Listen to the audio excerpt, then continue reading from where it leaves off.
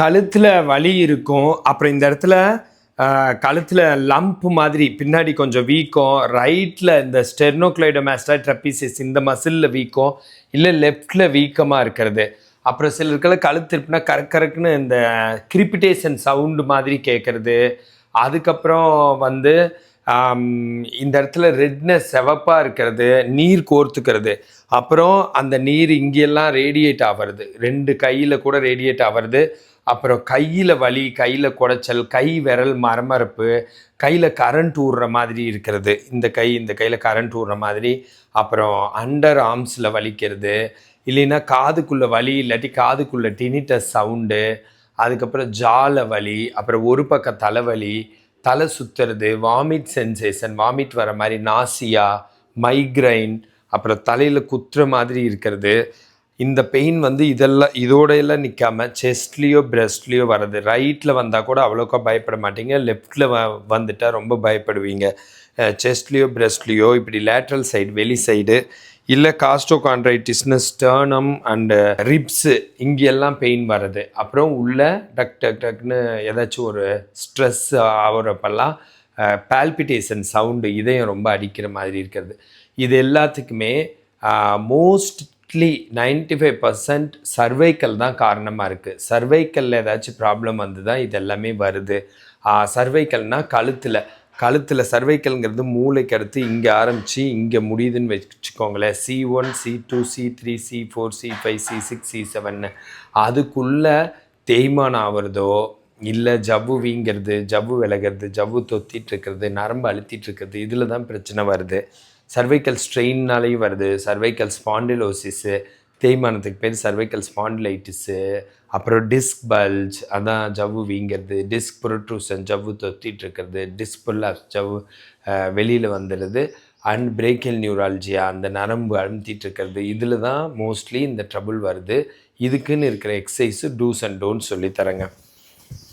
Rotation clock wise 7, 5, 6, 7. Rotation anti clock wise 7, 3, 4, 5, 6, 7. Shoulder bracing 7, 1, 2, 3, 4, 5, 6, 7. ஓகேங்களா? அடுத்தது மேலே இது செஸ்ட் பெயினும் நல்லா குறைக்கும். நெக் பெயின், செஸ்ட் பெயின், காதுக்குள் நான் சொன்ன எல்லா சிம்டமே குறைக்கும். தலை சுத்தல் கூட கொஞ்சம் கொஞ்சமாக குறையும். 6 மாதமாச்சு இந்த எக்ஸசைஸ் நீங்கள் பண்ணணும். ஒரு 3-4 நாள்லேயே டிஃப்ரென்ஸ் தெரியும். 1, 2, 3, 4, 5, 6, 7, 8, 9, 10.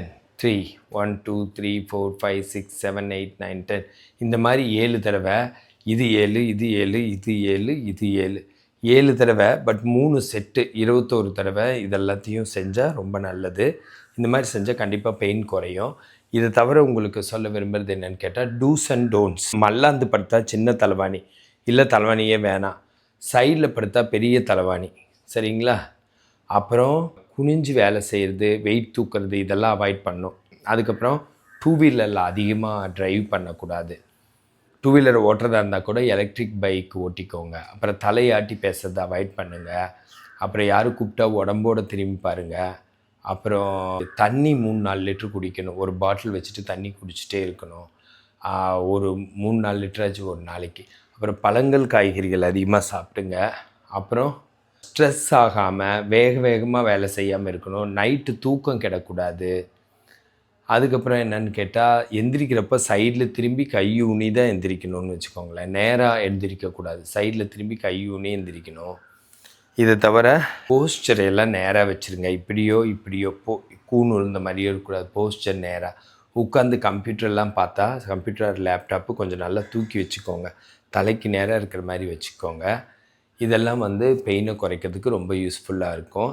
அப்புறம் பெயின் இருக்கிற இடத்துல 10லேருந்து 15 நிமிஷம் ஐஸ் வைங்க. ஐஸ் பேக் கூட வேணாம், ஐஸ் க்யூப்ஸு ஃப்ரிட்ஜிலேருந்து எடுத்து துணியில் கட்டி வச்சு எடுக்கிறது, அந்த மாதிரி செய்யுங்க.